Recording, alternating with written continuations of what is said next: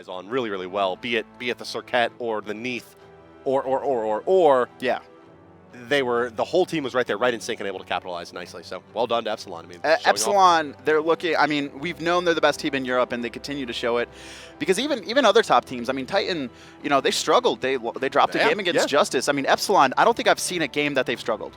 No, and Epsilon looks like end of Season 1, beginning of Season 2 kind of team. You know, when you see those teams at the top, when you think about the Cog-Reds, before that Cognitive Prime, now Cloud9, when you think about those teams, how dominant they were back in the day, in their heyday, when no one could really match them. Is what Epsilon looks like now. But game number 2 already underway in the picks and bans. Team JusTus is banning away Freya. Back over to Epsilon for pick 2.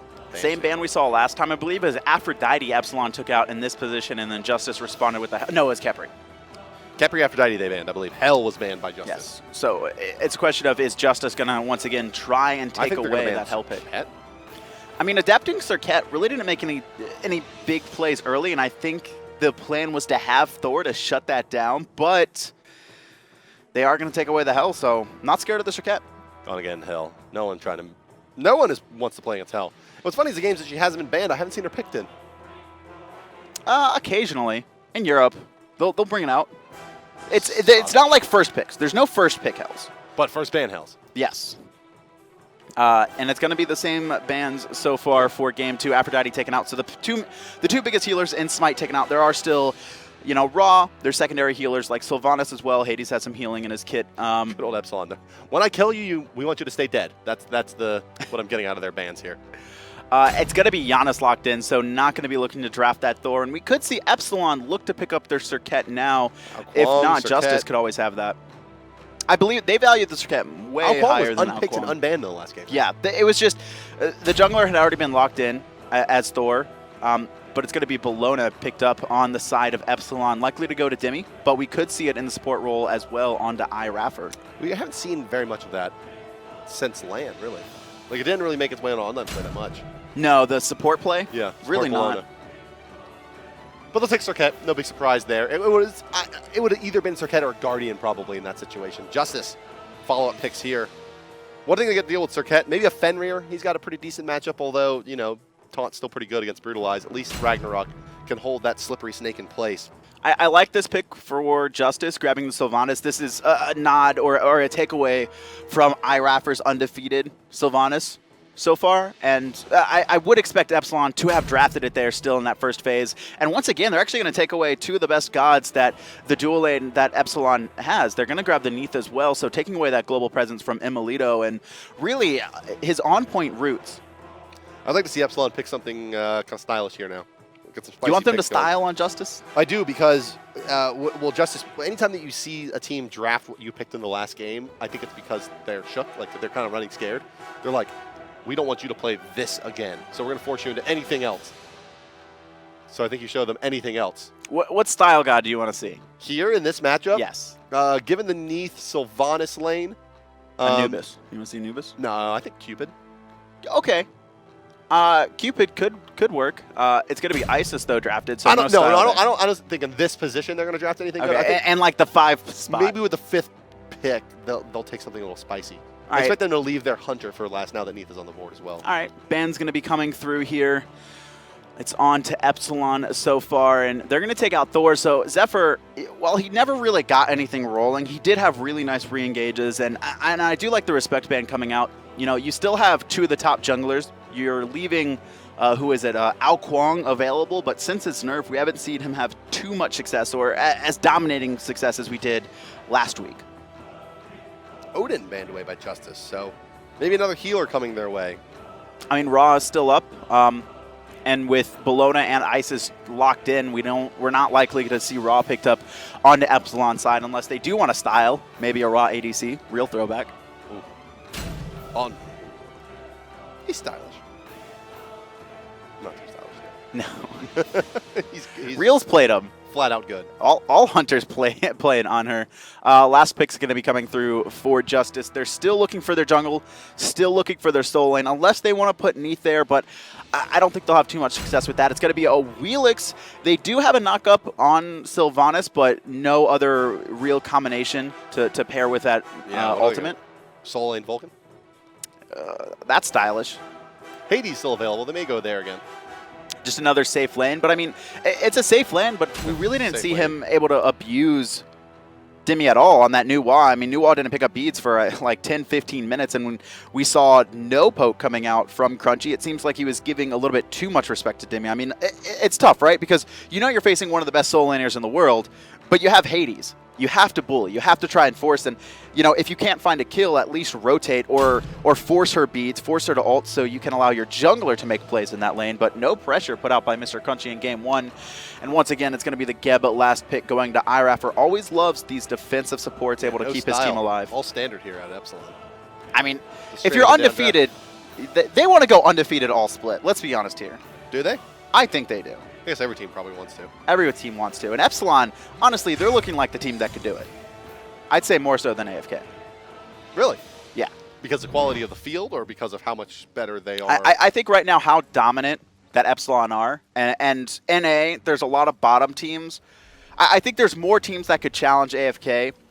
Even though it's very unlikely, I think there's anyone from like 2 to 6 could take a game.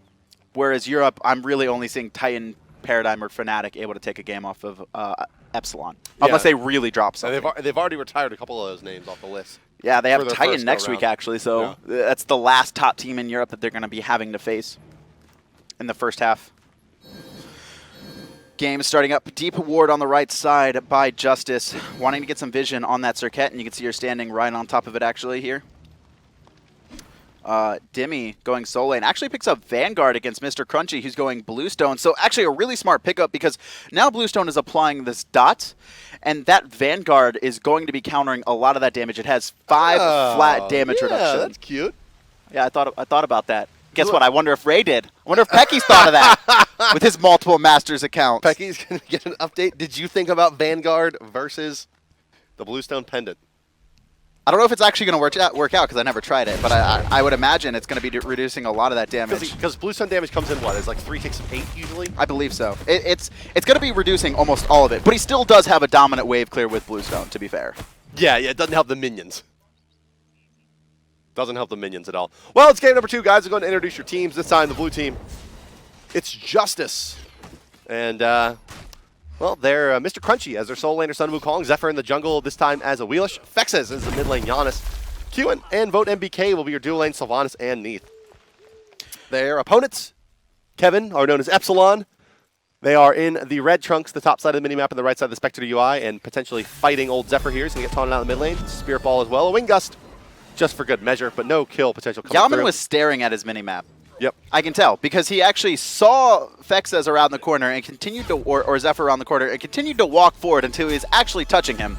Early rotation from iRaffer to secure these left camps, and Raffer's going to grab him. I believe Epsilon and, Yammyn and Adapating grab that assist on him. So smart rotation coming out from iRaffer, recognizing that Awilix was a little bit scared. Well, after a little bit of aggression, Epsilon, they'll secure a couple of mid camps here. That early poke will do that for them, forcing Thor to those back camps. Quickly, it's Dimi adapting Yammyn, Raffer, and Emilitoo making up Epsilon here. And Dimi getting the better of Crunchy. Adapting is here now, and Crunchy forced to place one a little bit passively. I believe they would have spotted this rotation. I'm pretty sure you could see the Serqet tail sitting around there. Yeah, and they had that ward to the right side of the mid camp, yes. or to the right side of mid lane at the top side where that rotation would have come from. So they know generally speaking he's here, but now you see those pings coming out indicating they think that Adapting is moving back towards the mid lane, which indeed he is, and he is now spotted by the ward. So nicely done avoiding that early gank from JusTus. It just seems like JusTus is... They don't want to force anything. They're trying to react to what Epsilon is doing, but they're a step behind. I mean, that was pretty prevalent in game 1. Crunchy trying to get the knock-up before the bludgeon connects, but Dimi able to secure that. Adapting, once again, waiting on the left side. And I love this positioning from Fexez and Xephyr. You see them on the left side of the mid lane, meaning if Adapting blinks over the wall, he won't be right next to them. It's going to be much harder to secure that Cobra's Kiss. And I mean, they know he's here. They know he's sitting there. But is Adapting close enough to leech XP from that position? I'm not entirely sure.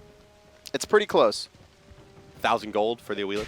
Leading players in farm, it looks like here. A little bit behind the Sun Wukong. So she actually walked out of the base banking a fair amount of gold as well. But getting close to those boots, about 400 or 500 gold away from finishing off those boots. Nice and early for Awilix. And, well, she doesn't have really the best potential with this team in terms of knock-up setups. It's the Sun Wukong Ox form, which is pretty good in Sylvanus as well. But still need to get the ball rolling pretty early here to be able to fight into Serqet really at any point, as those taunts are such a big deal and can prevent Awilix from being able to get off the combo that she's looking for. They're trying to zone out Emilitoo here, but I mean, one thing that Anhur has that no other hunter has is he has his pillar, and that actually, the pillar actually gives him XP range, extended XP range. So if he drops the pillar in the wave, Emilitoo's still going to be able to grab the minions' golden XP that are near there. Yes. I wonder if Ray knew that. Ray, did you know that? I'm pretty sure Ray knew that. I think he told me, to be honest. That's why he has 2 match accounts. Adapting, trying to make the play. Did the ultimate get blown there? It did, yeah. Ultimate was used as Janus went through the portal. It's kind of the optimal result for Fexez there. Yeah, I mean, he gets out, doesn't have to spend his own ult, and adapting a lot less pressure for the next 90 seconds. Both his blink and his ultimate are down. Crunchy and Dimi continuing to battle this out. Neither has any potions. We could see some junglers rotate over, and I actually really would like to see Xephyr put some more pressure onto Dimi here. I don't know if it's going to happen, but now's the time if he wants to rotate over. There's no wards. They've all fallen off the map. No one had vision of them until Adapting rotated here, and it looks like they're trying to get these mid-camps, but Qiwen taking a lot of poke. Yeah, he's losing a lot of armor to the Anhur here as well. Cataclysm going to be used as Fury here. Qiwen uses the ultimate and then goes right through the Janus portal. Janus uses his regular portal, put back to mid lane, and Xephyr rotates in and gets a kill on Emilitoo. Yeah, and I'm pretty sure that we actually saw Fexez, the blink. That wouldn't have killed Qiwen, but he might have been able to wing gust after that, and Yammyn could have secured the kill. Nice counter blink, though, coming out from him. Yeah, just chaos there. Capitalized on nicely by JusTus. Janus going everywhere. Qiwen uses his ultimate and goes through the Janus portals. Janus rotates in, and then portals back to the mid lane. It was difficult to kind of keep track, and Xephyr, the credit of that one. He gets first blood for JusTus. Nice pickup for him. MrCrunchy going to come over here, share that experience, and, you know, taking a look at minion kills, Crunchy has done a nice job of controlling this lane. Bellona suffering a little bit from, you know, clear problems early on. She doesn't have a single ability that can clear the wave. A lot of it's based on using that bludgeon and then having those AoE auto attacks to clear. Crunchy getting a small gold lead because of that, and the wave about 300. Yeah, 5 minutes in, as you mentioned, the gold lead, not very big at all, about 300 gold. Right side lane, here's the Bellona. Just going to help Adapting push up with Dimi. And yeah, so Crunchy on the Sun Wukong did start Red Pot Bluestone and didn't really get, I would say, anything out of it. He got pressure onto Dimi, but I mean, now Dimi's going to be fine and Adapting it didn't translate into the lasting impact, right? It's a little bit of a single advantage, a couple hundred gold there. It's not enough to make up for the Red Pot start. Boots are done at roughly the same time, but he didn't get any tower damage out of it, which I think is really what you were looking for with all of that push. It's at this point, Dimi and Crunchy are basically even with that 450 gold investment. And he didn't grab any pressure onto any buffs, right? That's the thing, right? For junglers, sometimes it's not just about getting the kill and getting the 450 gold advantage. Sometimes it's just putting the pressure on the enemy jungler, causing him to lose camps, causing him to lose experience, and allowing yourself to just grab the small lead. And solo lane, it honestly translates directly to the gold lead because they're not making impacts anywhere else early on. Xephyr here to zone Dimi off of the wave, trying to make some room for Sun Wukong to fall back, but instead he's going to look to farm up his blue buff, it appears. And because of that, Epsilon noting the failed gank on the right side, they started the Gold Fury at least to force Awilix back towards the center of the map, which they have done successfully here. And that just continues to waste Zephyr's time. I mean, he has to rotate to the Gold Fury. Once that happens, Epsilon just drops it. They didn't waste any time. They didn't waste any experience. And meanwhile, Zephyr busy. Oh, stunned him out. Crunchy in a lot of trouble. He has no ult.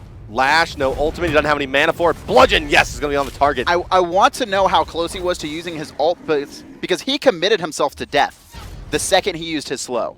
He was dead the second he used his slow. I'm assuming that his mana... I know his ult was up, but that's the thing. He used that Master's Will instead of ulting. Ulting costs 100 mana. Master's Will... can we actually hover it? Is it 50 flat? Yes. Okay. Probably not in the range then. Maybe trying to get away because of the slow. No, but the Ox form killed him. Yes. Transformation takes a lot of mana. He could have slowed and gone to the ultimate and gone back into the jungle. Coulda, woulda, shoulda for Mr. there. And it's just not a lot of characters that can really intercept your transformations like Bellona can. That's a very, very fast leap. Epsilon, once again, on these mid camps. Qiwen not gonna try and snake him away this time. Last time, able to escape with Fexez is all this time. That's not available. Can't take the risk. And Epsilon slowly starting to grow or close the gap on the lead that JusTus earned early with that first blood. It camps, Qiwen. He's only going to get one with the knockup. Ice Still has been used early by Yammyn. Going to detonate and get a decent amount of damage on a Qiwen. Will they block? Yes, they will block. iRaffer nicely there will block the ultimate for Adapting. MrCrunchy comes in with a cudgel over the top. Just going to get a bit of poke damage off. And Bellona going to cut off his path back to the lane, securing yourself an extra couple creeps of farm. And according to Brandon, the game.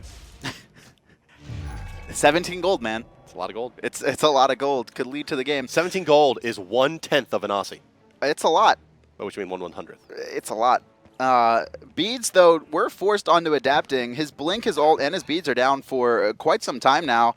I mean, Xephyr, he's still got his ult available. I would like to see him to take this time and put the pressure, but so far JusTus has been playing respond to Epsilon for the most part outside of that last engagement, but now they do have a window to fight. They have the ult from Fexez as well. I want to see them put some pressure somewhere across the map.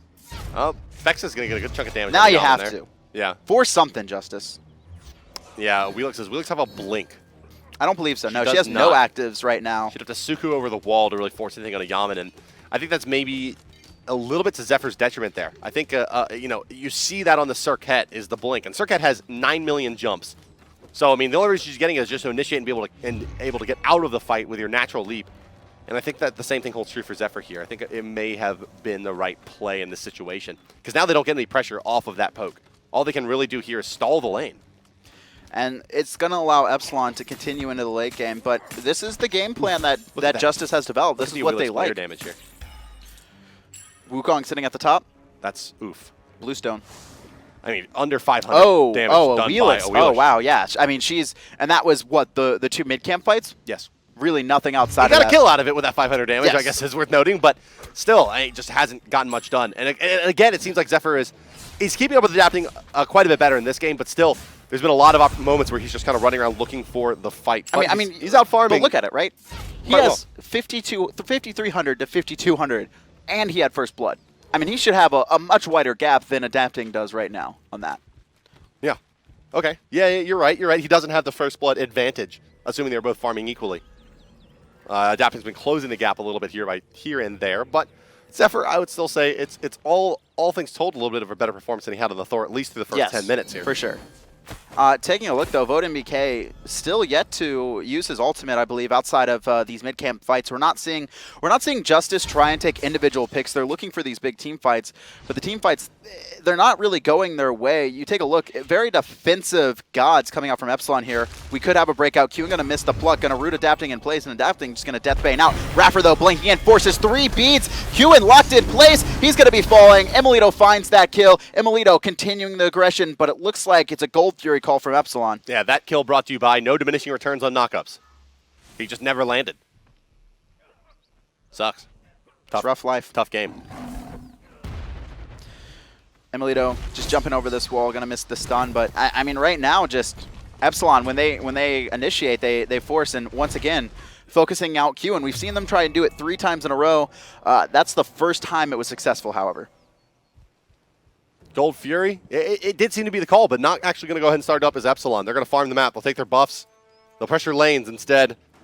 It is only the second kill of the game, and they don't really have any kind of advantage to pressure here. Let's take a look at the graphs. Gold, basically even. Experience is what's really slid in favor of Epsilon, now up to about 3K off the back of those fights. And nothing to write home about right now, just a level here or there on some players. Support, though, 2 levels on iRaffer right now, doing a great job of farming. He's actually 600 gold ahead of Qiwen. Qiwen having been pressured out multiple times this game.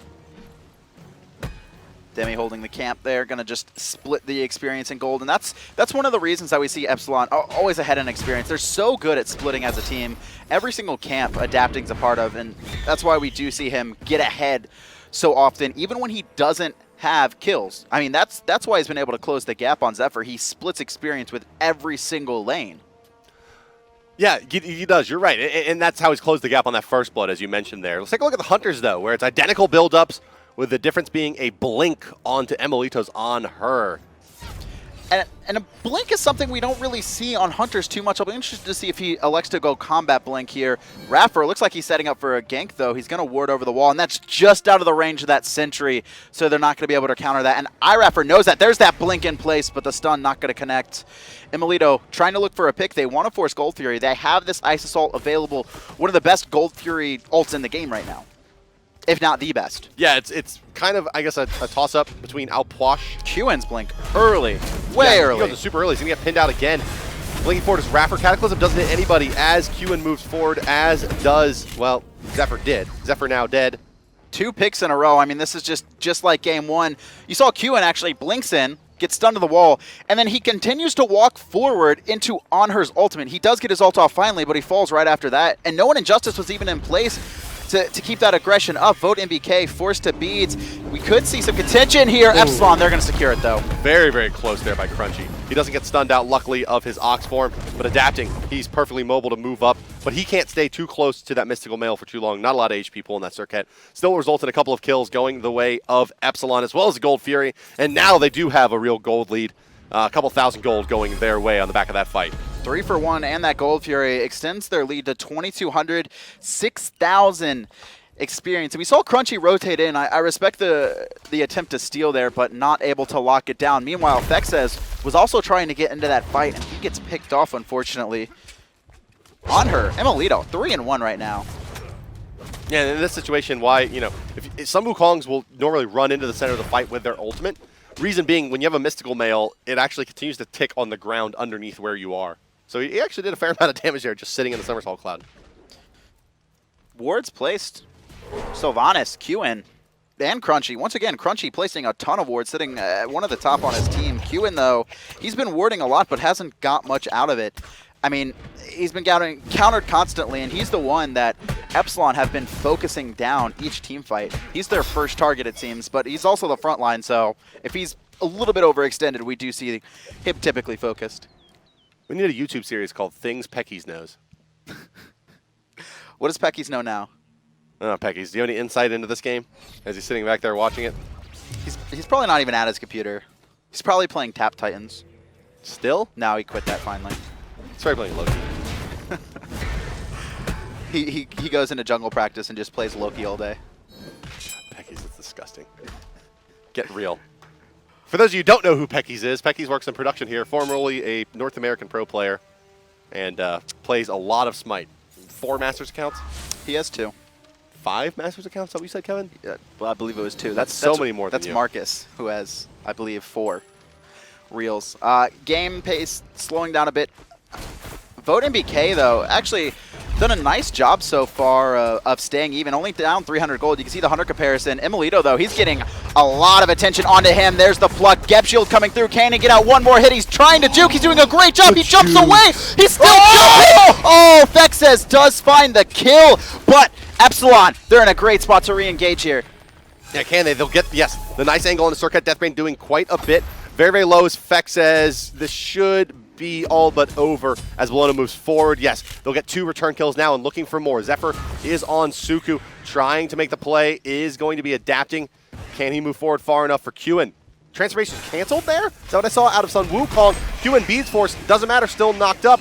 Does Adapting want to move forward yet again? Jingu Bang Dot is there. Looks like they want to try to take out the Sun Wukong. He's the higher value target over Qiwen. But Oxform bullies his way right back underneath the towers. A little sloppy there from Epsilon. Looks like they couldn't figure out who exactly they did want to kill. Probably could have killed off Qiwen, but instead went after Sun Wukong for MrCrunchy. I mean, for me, that was all JusTus diving so deep. And Emilitoo juking out for so long. Fexez was able to finally secure it, but by that time, Fexez was so deep, he committed himself to death almost, and you saw Dimi able to rotate in, I believe with a teleport. Yeah, he teleported in, able to lock him down, and what looked like it should have been a clean 1-for-0 gank for JusTus turns into a 2-for-2. If you are just joining us here today, ladies and gentlemen, this is game number 2 out of set number 2 of 4 today, and the final game out of Europe. So coming your way right after this, we're going to move over to North America with another 2 sets of games. Brandon will take it over on the desk for me. And Kevin, you're staying on for the 3rd game today, aren't you? I am. He is indeed. So Kevin, he'll be right back for the beginning of North America. Later on today, you do have that that Cloud9 versus Ether game coming this weekend too. That's a big one. Big fight under this mid tower though. No one to fall just yet, but a lot of players low here. Fexez gonna snipe through, secure Yammyn actually, but adapting. He does, or excuse me, Qiwen does fall in return, and JusTus looks like they're still fresh. They're looking to put some pressure onto this mid tower, and Doesn't look like they want to keep it up, though. Epsilon successfully backs out there. 1-for-1 trade in favor of JusTus, I'd say. Only losing Qiwen to pick up Yammyn. Hunter's still basically in lockstep in itemization here. Still just the blink really separating them in terms of gold and itemization. But we haven't really seen too much out of the Emilitoo blink just yet. I'm a little curious as exactly why he went That's for that style. The style you want, it doesn't come in the form of gods, it comes in the form of blink Anhur. I guess I'll take it. It is nice, though, when you can blink in and secure that impale, set up for your team. So far, we haven't been able to see it to great use, however. I mean, I assume it starts, Geb blinks in and knocks them up, and you just get that easy follow-up with the initiation off the blink, but it's a tight timing. Yeah, and it also allows Anhur to get into the fight without having to waste his jump.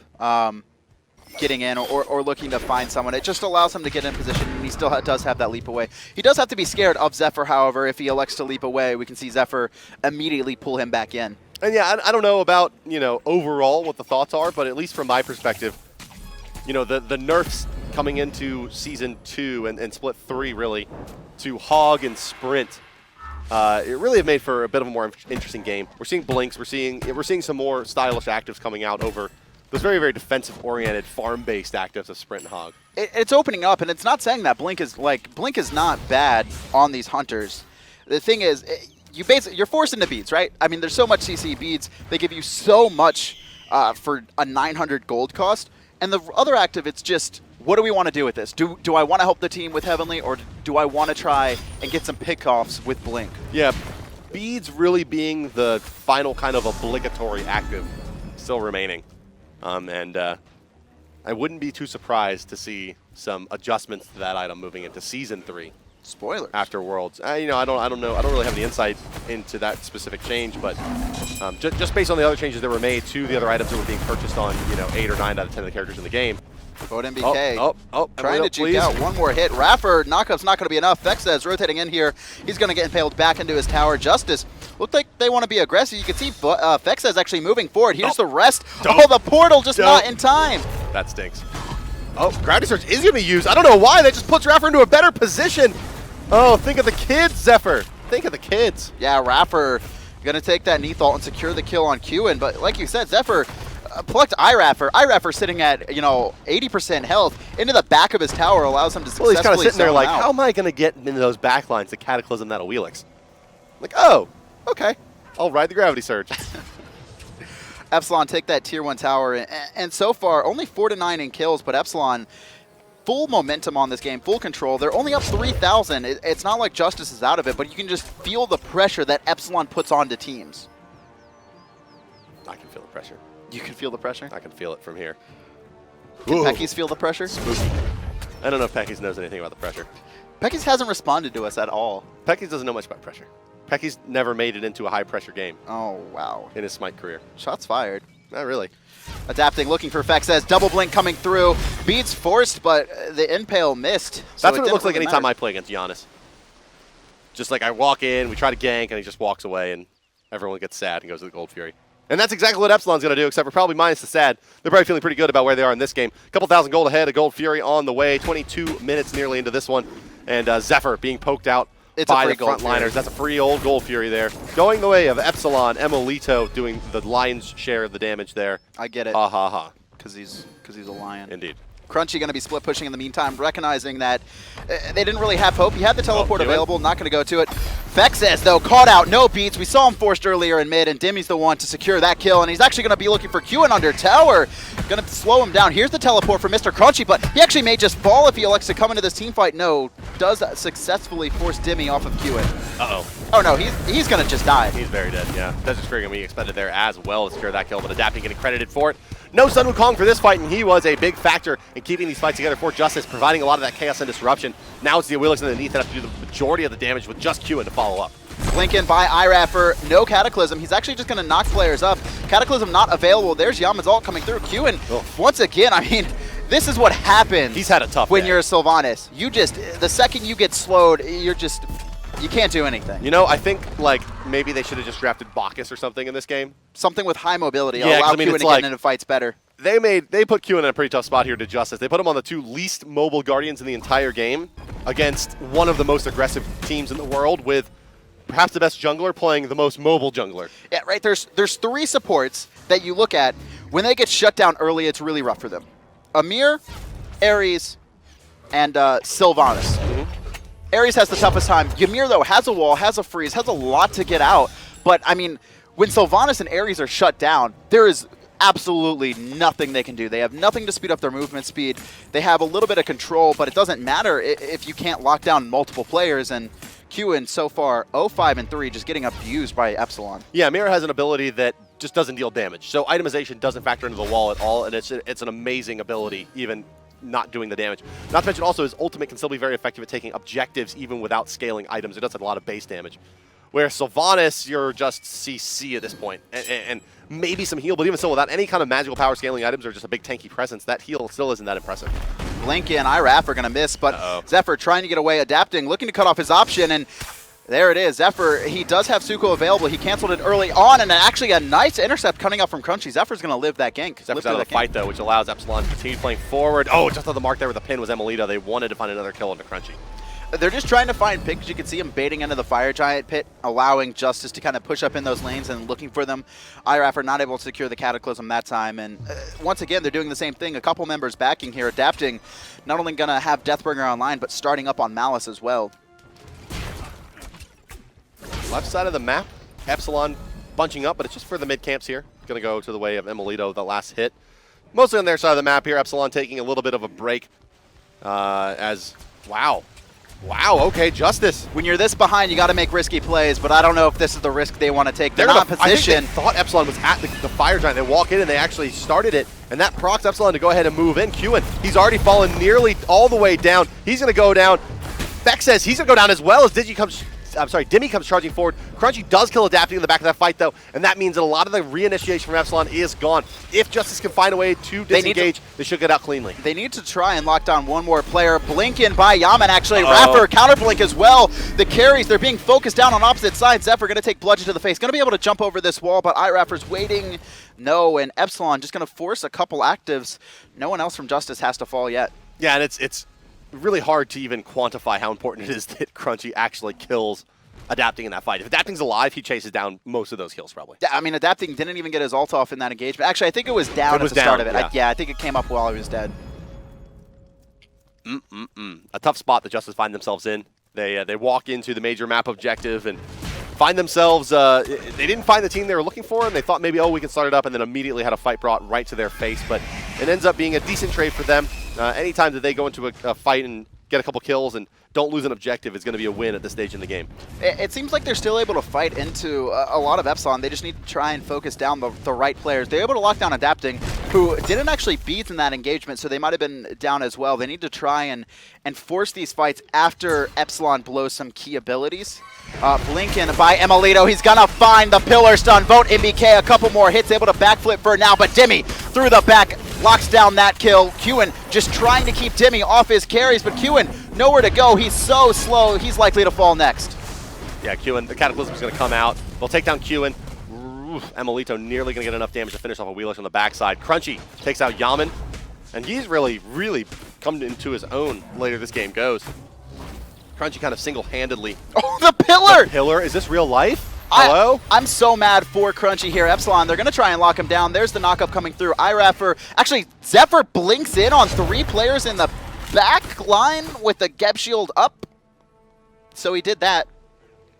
I guess just trying to combo down Adapting, who was fairly low, but he committed himself to death with that blink in. That pillar. That was such a godly pillar. Didn't result in a kill, though. And MrCrunchy, 2-2-1. He's been the shining light, certainly, for JusTus in this game. He's been able to lock down some key targets, Adapting at the Fire Giant fight, and then once again able to lock down Yammyn in that mid lane engagement, which is at least allowing JusTus a little bit more time. It's still going to come down to, can all of Epsilon win in an engagement? That's really where we're going to see the fights break open, or the map break open. You can see them likely to trudge down looking for more. Yeah, Bellona continues to itemize up. Going to get another HP item out of that Silver Talisman. Maybe a Pestilence. Actually gone Chin Sai, so a very damage-oriented build. It'll be the Heartwood Amulet, as there isn't one on Geb, as he's elected for that Mail of Renewal. Item we haven't seen have too much of an effect yet, even though it's got pretty significantly buffed. Basically, when you get an assist or a kill, you're going to heal up 20% of your health over 5 seconds. If another killer assist happens, it doesn't stack like it used to. It now just refreshes the buff. Dude, Jing Tan with that item. It's disgusting. He does so much damage. He does do a lot of damage. And he basically never dies with his natural HP 5 plus the Mail of Renewal regen. Not to mention, one of the big parts of the buff is that you get the proc off of objectives as well. Yes. So when Fire Giant or Gold Fury taken, iRaffer is going to be able to heal up if Epsilon can secure it. Qiwen waiting over this speed buff here. He actually has a Sentry Ward, and Xephyr going to Sentry Ward up as well, able to counter that one out. And I mean, these are just so defensive wards. They know they can't get into the Fire Giant pit. When they go in the Fire Giant pit, JusTus have to full commit. They can't have one person go in to steal. They're so far behind. They need to force the fight, I think, because fighting under Phoenix, it's going to be rough for them. Yeah, and Zayden, can we take a first person on Raffer for this fight, actually? As he is just absolutely a monster. The initiations have been amazing so far in this game. You see the Stone Shield coming out. He's going to find the knock-up here as well to continue with those kills. And Raffer's put out an 1-0-11 performance so far in this game as the Geb support. And look at him, rotating back, recognizing the players in the back getting doped by MrCrunchy. This time it's not going to be happening. Yammyn putting out a lot of damage. VoteNBK fighting back, it looks like. So far it's going to be a 1-4, oh no, Big 2-0. Adapating doesn't die in that fight, and he's able to chase down the kills. This is what we were talking about. Like, when Epsilon can win a fight cleanly, they're likely to start snowballing from there. And Emilitoo, or excuse me, iRaffer and Adapating, they're going to be playing zone while Emilitoo and Yammyn, they focus on the Fire Giant. Emilitoo got knocked out by Fire Giant, though, forced to reset it there. This is going to take a long time for them to do. Now down to 50% HP, but Xephyr can contest this if he wants to. He's got VoteNBK right behind him, getting quite low as Fire Giant, and Epsilon will go ahead and take that, falling back towards their tower. They're going to itemize up and then surge forward with this buff on all 5 members of the squad. Dimi actually got knocked up by Fire Giant too. You know, every time I see it, I got to refer these players to DM Brandon's How to Tank Fire Giant guide. Or just like, you know, the 1,000 hours they've played since the change. They probably should have. They probably should have figured it out by now. I would think so. Not able to do it. Gold Fury is up, and iRaffer, you see him not back to base, actually just electing to try and zone out JusTus. I mean, that was the time for JusTus to try and grab a Gold Fury. Fire Giant had been completed, most of Epsilon backed. JusTus not electing to go for it, but iRaffer was there to play spoiler in case they did. The big thing is that the Awilix does not have the Executioner, which is an item that we will sometimes see her build into. And it makes your in-handing a lot better. And what it would have done there, it would have made that Gold Fury really approachable and possible, giving her that bonus attack speed and the penetration. Granted, she will get the benefit out of Neith having it to some extent, but against a single target, it would have been a bit better and a little bit faster clear time. Emilitoo, though, with his Executioner, perfectly happy to help this one down. Emilitoo, also, they think that they're going to end this game here as Epsilon. You can see he has actually itemized into another rank 1 crit instead of finishing off the Rage Blade or the Deathbringer. Barely didn't have enough gold, and wanted to just buy out on their way in. I like that. It's something we don't see too often, but when it happens, we see that with red pots as well. When the final push comes through, electing to go a red pot, thinking that just that extra damage might be able to end it for them. Can we take a look at player damage real quick? It is already up. Yes, Awilix sitting at the bottom. VoteNBK there as well. These 2 carries coming out from JusTus just really just have had no effect. Haven't gotten anything done. I got to tell you, though, my favorite value item pickup is still the 4th item, Mark of the Vanguard from High-Rock. What would he do now with Bluestone, right? He'd have like at least 3 starter items by the end of each game. I guarantee it. Because Bluestone's actually effective as just an item that late into the game. Blink in by iRaffer, though. Counter blink in by Qiwen. This is the engage JusTus wants. The backside of that knockup from Raffer stopped a lot of the aggression that came in from JusTus. VoteNBK gets quite low. Fexez may go down here as well. He will indeed. I believe Adapating actually got the kill off of a crit and the dot damage out of the Malice. Here comes the beads into Oxform, but taking a ton of damage out of Wingus is Crunchy. Trying to move forward is Yammyn, but he can't take the Phoenix much longer than this. Raffer actually needs to turn around and shield up some of his teammates. He's just looking to block out MBK. MBK's double stunned. MBK gets killed easily. Phoenix is down. Just Wukong available for 13 more seconds. Qiwen going to be the next one up, and more Phoenixes on the menu for Epsilon. Yeah, I mean, this is game. I mean, Qiwen's going to be spawning here in a couple seconds. Mid Phoenix is down. Epsilon, it looks like electing to play it safe, though. They're going to travel over to the right-hand side, pick up this last remaining tower, removing 500 health off the Titan, 1,500 for each Phoenix taken. You can see the Titan. Well, actually, you can't because it's not in combat. But if you could see the Titan in combat, you would see its health drop immediately. Emilitoo, super deep still. The rest of his team was backing off. You can actually see them rotate back in, realizing that Emilitoo wanted to keep fighting, and it's going to be another disengage for Epsilon. All towers down on the map, 2 Phoenixes down, and all their players with at least 2,000 in hand, finishing off some big items here. Yeah, that'll be the big crit items coming out for the Anhur. Defensive items coming out for Serqet as she moves back for the Spirit Robe. Ratatouille not nearly done on the Isis just yet, although she does have the gold for it, it appears. And, well, old Geb, 3,000 gold to his name. Yeah, he actually just finished. He buys a full Soul Reaver. I mean, iRaffer, 1017, he's so tanky yet to die, and if JusTus, it's actually to his benefit, right? If they realize that he didn't go another defensive item, and JusTus elect to try and dump into iRaffer, trying to lock him down, they're going to lose the fight. So he's basically saying, I'm tanking enough, and if they try and kill me because I picked up this Soul Reaver, we just win the game. Dimi, 8-0 and 8 as well in this game. He's having quite a good game for his Bellona as well. Really did a nice job with Soul Lane versus the Sun Wukong. There's the Soul Reaver doing the percentage damage to Qiwen. He's just unhappy about that. It's not really any threat, it just kind of stinks. Crunchy, fighting with Adapting, actually loses half his life in an instant. Fire Giant going to be spawning here in about 40 seconds. Unlikely that JusTus is going to force a fight there. I mean, it's almost spelling death unless you full commit as a team. And at that point, you're going to be having fire minions press into your base. It's a rough look for JusTus. Very unlikely to win here. And yeah, a long fight, Epsilon wins. Fire Giant, they win. A fight at the Phoenix, they're probably going to win. JusTus has a very, very small window. Epsilon has to throw very hard. They have to just completely throw the game, or JusTus somehow have to lock down priority targets at the beginning of the fight. Look at iRaffer. He's just going to bait him. Pulled in. I mean, iRaffer, he's probably going to die here. No! No shield, run away. Oh, there's a Feather Step, to roll up. A Fire Giant is going to be completed. So remember when I was talking about throwing? I don't think that's quite throw enough. Unless there was absolutely no need for iRaffer to die. Okay, no. Epsilon does secure Fire Giant. And now, Adapting. Look at the stun and the beads onto Fexez. I mean, but you can see up 5-4 in players. JusTus, they're charging through. They're actually trying to see if anyone is lazy backing here. The mid tower's probably going to fall here. Crunchy looking for Adapting, but Adapting actually going to blink onto them. Fexez, wow, they're locked in place. This is Epsilon's game to win. They're going to be chasing down VoteNBK. Adapting secures that with a crit. 2 players remaining, 1 player remaining in this fight, and it's Crunchy, and they've got his options covered. They just got greedy, really. Oh, Adapting actually taunted out there. Got a little greedy there to JusTus. They saw Adapting, and their eyes just lit up like, oh, we can kill Adapting. Let's get the Serqet. And the second they did, Adapting blinks forward, dodges the initial initiation, stuns out a couple, then Bellona comes over the top. The rest of the team to follow. Easy, easy kills for Epsilon. A little bit of outplay there onto clearly JusTus iRaffer through the end of the game. And yeah, iRaffer, the old red-headed stepchild there, throws the game. Epsilon, though, going to extend their lead to 12-0 in Europe. This is a game that went kind of how we expected. Epsilon and Adapting, not able to put the early pressure out we normally see from him, the really high-octane early aggression. But coming into the mid-game, we saw Epsilon really start to kick up in both games. And he ended up with quite a bit of player damage there.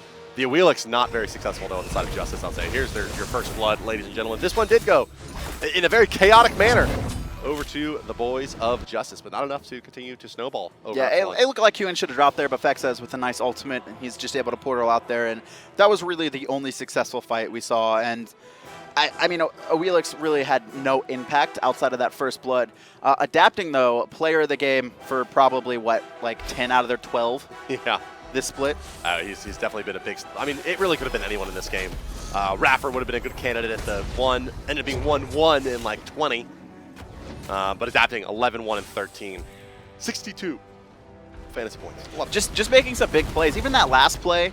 To root out or just to mez out the Ox. Yeah, I mean, just the whole fight, right? He's able to turn a 4v5 JusTus, recognizing that they were able to pick iRaffer, trying to find something, trying to get anything going, and Adapting just clearly ends it. Blinks past their engage, locked someone in place, Dimi over the top, able to lock him down with the stun. That was gross, too. Did you see that? He actually crit Janus 3 times in that death bait.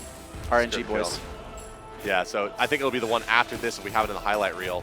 2 crits out of that one. Will be him blinking forward. No, his highlight reel is so long. There's so many damn kills. He was in so many fights, it doesn't matter. And so look at the shockwave at the back of that fight. Actually, was huge. So both of the tanks blink forward, but And once the Cataclysm and the Wrath of Terror are used, the ability to turn around and use the knock-up out of Geb really, really changed that engagement in a big way. Yeah, and, you know, great plays from everyone. Ninja Dimi, though, their solo laner, on the line for an interview. Dimi, how you doing? I'm doing just fine. How about you? Doing good. No longer a ninja. Why? Why did you change your name? No longer ninja, no. Just no longer ninja? Mainly because it didn't look that great on screen, and it was awkward introducing yourself to people at conventions. You're like, yo, I'm Ninja Dimi. I'm like, Are we getting how are Pirate you Dimi? feeling it? Pirate Dimi? Can we get Pirate Dimi? Nah. Zombie Dimi? Each split you I'm have still a different ninja Dimi. at heart. Okay. Don't worry. So Dimi, man, you've been in and out of the European pro scene for a while now. Way back in the day, I remember you playing for the Coast Boys and the different squads that you've been on. But Epsilon definitely seems to be the strongest one. It's definitely the strongest showing for Epsilon as a whole. The best team that certainly iRaffer's been a part of, and a lot of the players on this squad. Can you just tell us a little bit about, I don't know, like what did it feel like coming into the split? Did you think that you were going to have as good of a showing as you have? I'm actually really amazed by our performance. I think it was going to be better than the first split, of course, but this split is just amazing. We're blowing everyone out of the water, and I didn't think it would go that great, but I'm just amazed. Why is that? Why do you feel like every single game you guys are a part of, it is a clear victory in your favor? There's really not been a single game that you've been challenged. Is that you guys just being that good, or do you feel like the rest of Europe right now isn't performing up to their typical standard? Europe is not that bad. Europe is good. There's a lot of competition there. Yeah, no doubt. I think we're just super try out with our picks and bans, and we get our plan and we stick to it and we just execute it, and that's how it works. It's just very simple. But Europe is good, definitely. Next up, you guys actually have Titan next week. Really the last remaining top-tier team in Europe that you've yet to face here in the fall split. What are you looking at going into this matchup? Any special plans, or same as always? How do you feel if you're able to take them out? You know, what is it for you guys with this matchup? So seeing as Titan is also our scrim partner, of course, it's going to be the very hardest matchup out of all of them. It's going to be the last game of the first series, and then we play them all again. I think we're going to actually start tomorrow with the strats and planning everything out, and to make sure we have our game plan settled by then. So Dimi, let me ask you, no spoils. A couple of veteran players on your team, yourself and iRaffer being the two probably most tenured players over here. Who is the kind of the in-game leader in the comms? Who's making the calls, and who's the big daddy boss man? That's my boy Adapating. That's Adapating. So Adapating, the Tribes player, ruling all once again. Shout out to the Tribes. Obviously, you guys can find Dimi on the screen at Epsilon_Dimi. His Twitch is not Smite Game. I'm sure he has one, but he's just yet to stream. Dimi, any final call or shout out before you go? Shout out to the sponsor. Shout outs to my name change. I'm no longer Ninja, and shout out to iRaffer for being a ginger. And of course, Epsilon also with an Xbox One Smite team. You can find them playing as well. And congratulations to Epsilon as they continue to move on. And that does it for Europe. Let's take a look at the standings as we are done for today with Europe. And here they are, Epsilon not budging at 12-0, continuing their unbeaten streak. Fnatic moves up to 4-4. I expect to see Fnatic make a couple more leaps and bounds in the upcoming weeks. At the bottom, though, 3 teams with 2 wins, JusTus, Dignitas, and Myrmidon. So now we're starting to see a little bit of the split and what we expected to see. I think at the beginning of the fall split, Fnatic and London Conspiracy currently tied. We'll have to see where those teams truly fall, though, moving forward. The match between those two will be pretty interesting later on. It's going to be interesting. Yeah, indeed. But that does it for Europe. As I mentioned, guys, we'll be having a commentator swap. I'll be moving out for DM as we move over to North America. Thank you very much for watching today on Saturday. More action coming up today. 2 more sets as well as 4 more sets on Sunday. A lot more Smite to go this weekend. And we will see you guys in just a couple minutes with North America.